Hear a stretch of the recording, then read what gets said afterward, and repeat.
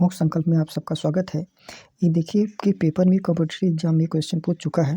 हम आपको इस इतना बड़ा क्वेश्चन है लेकिन इसका ऐसा तरीका बताएंगे रेशियो मेथड से, बिल्कुल आसान तरीके से ये हो जाएगा। लैंग्वेज इसका बहुत लंबा है लेकिन ये बहुत आसान तरीके से हो जाएगा। देखिए क्वेश्चन है कि ए बी सी एक व्यवसाय शुरू करते हैं। ए कुल पूंजी का 33 निवेश करता है। बी शेष पूंजी का 1/3% निवेश करता है और सी शेष निवेश करता है। यदि वर्ष के अंत में कुल लाभ 4050 रुपये प्राप्त होगा तो सी का लाभ बी के लाभ से कितना देगा। देखिए इतना 1% आप एकदम याद ही कर लीजिए कि 33 1/3% की वैल्यू 1/3 होती है। एकदम याद कर लीजिए, बहुत बार ये ऐसा परसेंटेज है कि अक्सर आता है। तो इसका सोल्यूशन करने के लिए हम आपको बेस्ट तरीका बताएंगे कि 33 1/3% की वैल्यू याद कर लीजिए कि 1/3 होता है। तो देखिए एक बार 33 1/3 यहाँ किया है, फिर शेष का 1/3 यहाँ किया है, यानी कि इसको कैसे कितना मानेंगे कि कितना पैसा पूरा रहा होगा।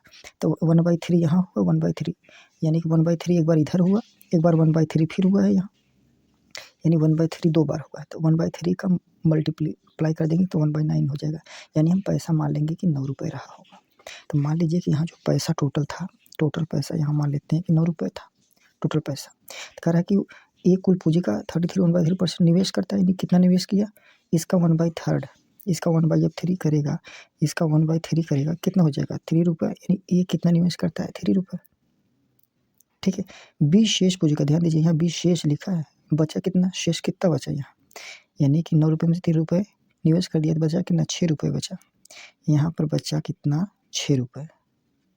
ठीक है, ये बचा। कह रहा है कि बी शेष पूंजी का 33 1/3 निवेश करता है। बी जो है जितना बचा उसका 1/3, तो 6 का 1/3 कितना हो जाएगा 2 रुपये, यानी बी जो कितना निवेश करता है 2 रुपये, 2 यूनिट। ठीक है, 2 यूनिट हो गया। फिर कह रहा है अब कितना बचा, और सी शेष निवेश करता है। 6 में से 2 रुपये बी निवेश कर दिया, कितना बचा 4 रुपये बचा, यानी 4 यूनिट बचा। तो यानी कितना यूनिट यहाँ बचा, यहाँ 4 यूनिट बचा।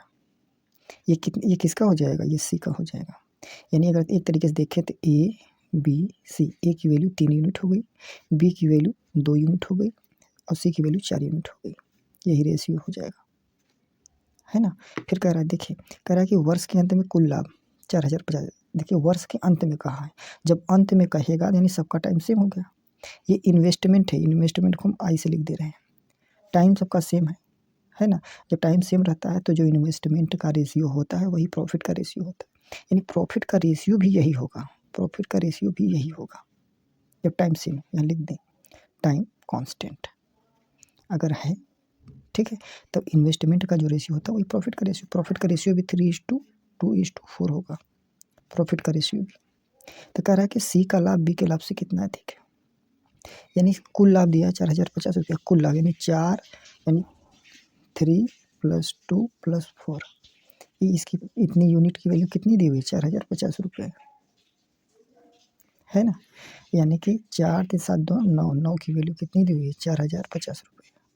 तो एक की वैल्यू कितनी हो जाएगी 9 चौके 36, 4 9 5 45, 450 रुपये एक यूनिट की वैल्यू। तो कह रहा है कि सी का लाभ बी के लाभ से कितना है, सी का लाभ कितना है 4 यूनिट, बी का लाभ 2 यूनिट।